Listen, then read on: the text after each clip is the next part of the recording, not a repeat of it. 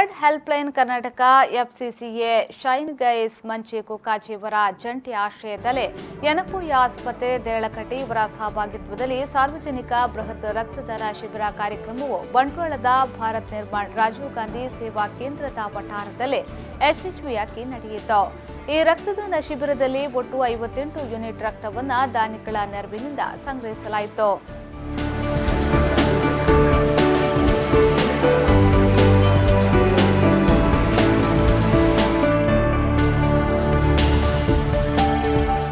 ಬಹು ಹುಸೇನ್ ವಲಾಬಿ ತಂಗಲ್ ಉದ್ಘಾಟಿಸಿದ ಶಿಬಿರದಲ್ಲಿ ಮಂಚಿ ಗ್ರಾಮದ ಪಂಚಾಯತ್ ಉಪಾಧ್ಯಕ್ಷ ಮೋಹನ್ ದಾಸ್ ಅಧ್ಯಕ್ಷತೆಯನ್ನು ವಹಿಸಿದ್ರು. ಶಿಬಿರದಲ್ಲಿ ಸಾಮಾಜಿಕ ಕಾರ್ಯಕರ್ತರಾದ ಆಶಿಕ್ ಕುಕ್ಕಾಜೆ, ಅಬ್ದುಲ್ ರಹಿಮಾನ್ ತಲಪಾಡಿ, ಫೈಜಲ್ ಮಂಚಿ ಅವರಿಗೆ ಸ್ಮರಣಿಕೆ ನೀಡಿ ಗೌರವಿಸಲಾಯಿತು.